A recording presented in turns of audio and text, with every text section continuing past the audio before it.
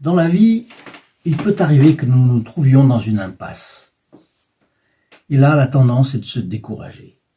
Je vous ai trouvé aujourd'hui un Fioretti du Padre Pio très encourageant, car la vocation religieuse de quelqu'un était compromise par les événements et qui le plaçaient dans une impasse, tout simplement.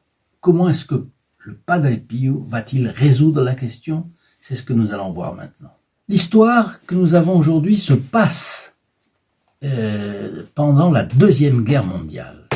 C'est après l'armistice de septembre 1943, quand les Allemands se replient vers le nord. Et la ligne de front arrive dans la province voisine de l'Irpinie, où se trouve le couvent de Montefusco.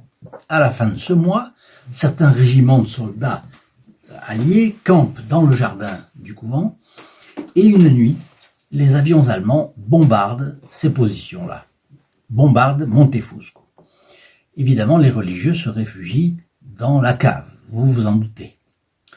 Et ils échappent aux bombes. Mais le lendemain matin, les jeunes clercs, étudiants en philosophie, donc au début de leurs études, ce serait un séminaire si ce n'était pas des capucins, qui est un ordre régulier, eh bien, ils cèdent à la panique et décident de s'éloigner de la ligne de front, la ligne de feu.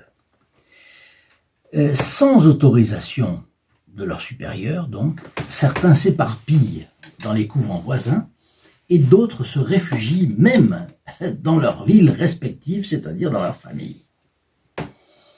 Sans autorisation de leurs supérieurs, donc. Et ça, c'est grave, parce que même un clerc, un postulant dans un monastère, il est astreint à la clôture. Et donc là, vous les voyez, ils ont perdu la tête, tout simplement. Bien. Et ça représente un péché pour un moine. Donc certains s'éparpillent ici ou là, et évidemment, dès que le père provincial, pourtant qui est un bon père provincial, qui est un ami du Padre Pio, le père Agostino de San Marco in Lamis, dès qu'il l'apprend, eh bien, il décide que les étudiants à l'origine, donc les meneurs de cette affaire, de cette fuite finalement, seront renvoyés de l'ordre. C'est une décision grave, mais ils se sont mis dans un tort colossal, il faut le dire. Hein. Bon. Et parmi eux, il y avait le frère Terenzio Farina. Terenzio Farina, qui n'a fait que céder à la paura, à la commune. Bon, mais celui-ci s'est cependant aussitôt repenti et il a réintégré son couvent le jour même. Donc, bien. Son directeur, parce qu'il y a toujours un directeur des études sur le plan administratif, le directeur, le père Carmelo de Cesano, l'informe de la décision qui le renvoie dans sa famille. Pour aller dans sa ville, Cerignola, qui est de la province voisine, c'est avec mélancolie qu'il s'embarque dans un camion militaire qui l'amène à Foggia. Et Foggia, vous savez que c'est la grande ville dont dépend le couvent du Padre Pio, San Giovanni Rotondo. Bon. Là, au lieu de continuer vers Cerignola, il décide de passer par San Giovanni Rotondo. Ressentant dans un moment si pénible le besoin de s'ouvrir absolument au Padre Pio et lui demander conseil et protection. Il arrive au couvent de San Giovanni Rotondo, vers 11h du matin. Le Padre Pio a fini de confesser les femmes. C'est une chance pour lui. Et il vient de se retirer, le Padre Pio vient de se retirer dans sa cellule. Il y va. Il se renseigne, il y va. Et c'est le père Pietro Tartaglia qui lui ouvre la porte.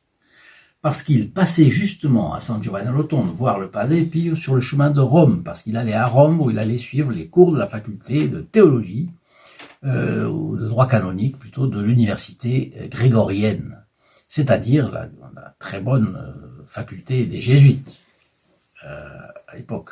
Bon. Le jeune clerc tomba en larmes quand le Padre Pio le serra dans ses bras. Bien. Et là, il raconte toute sa douleur, sa tristesse de devoir quitter la bure de Saint-François. Et c'est un déchirement pour lui. Car il sent bien que sa vocation et le sacerdoce, et comme capucin. Mais en plus de ça, il y a l'angoisse. Il y a l'angoisse de ne pas suivre le chemin tracé par la Providence. Bien. Alors, vous voyez, c'est une impasse. Il est dans une impasse. Et le Padre Pio l'écoute, sans manifester la moindre inquiétude. Et puis il lui dit en souriant: tes supérieurs te disent de revenir dans ta famille. Tu dois obéir. Revenir chez toi ne signifie pas abandonner ta vocation. Tu sais, moi aussi, j'ai été envoyé dans ma famille pendant quelques années, mais je suis resté dans l'ordre. Allez, pars tranquille, tu seras prêtre, réconforté par les paroles du Padre Pio. Le pauvre frère Terenzio, désormais exilé, repart, et il repart pour Cerignoles, sa ville natale. Mais avant de prendre la route, il s'arrête chez le Padre Paolino de Casacalenda, qui est à ce moment-là, le gardien du couvent, c'est-à-dire le supérieur du couvent de San Giovanni Rotondo. Et ce père a toujours été ami aussi du Padre Pio. Il a un cœur bon, très bon, plein de miséricorde. Et voilà le frère Terenzio qui lui raconte toute son histoire. Et qui lui raconte même la conversation avec le Padre Pio.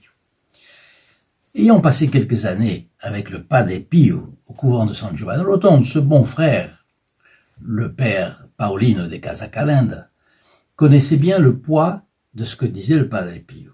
Et alors il répond au frère Terenzio: si le Padre Pio vous a dit que vous pouviez rester dans votre famille, n'ayez crainte, restez calme et faites ce qu'il vous a dit.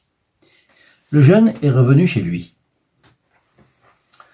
Mais en novembre 1944, c'est-à-dire plus ou moins au bout d'un an, le père Paolino de Casacalenda, avec lequel il avait parlé, n'est-ce pas, en sortant de chez le Padre Pio, eh bien, il a été nommé supérieur de la province capucine de Foggia. Alors, vous voyez que difficile de ne pas croire que les prières du bon Padre Pio pour le frère Terenzio n'aient pas été exaucées. Ça, à mon avis, c'est sûr et certain. Voilà ce qu'on gagne quand on se rapproche du Padre Pio. Plus on s'approche du Padre Pio, plus on sera tranquille, plus on aura les impasses s'ouvriront et nous sortirons de l'autre côté. Hein? Bon. Le frère Terenzio entra bel et bien, au couvent des Capucins, termina ses études, fut ordonné prêtre et partit en novembre 1949 dans la mission qu'avaient les Capucins en Afrique. Et là, il y a passé 22 ans en Afrique, en voyageant entre l'Érythrée et l'Éthiopie. L'Érythrée et l'Éthiopie, avec ses confrères de la région de Milan et se consacrant à l'apostolat dans les secteurs les plus pauvres de ces populations. Donc, une fois de plus, le Padre Pio avait vu loin dans l'avenir. Et c'est une occasion pour nous de nous réfugier dans les bras du Padre Pio, de lui demander son aide, son secours, sa protection. Et puis attention, c'est pas seulement lui demander, hein, c'est aussi le rétribuer. Alors, mettez votre like et partagez ces vidéos, mettez vos commentaires, dites-moi ce que vous en pensez.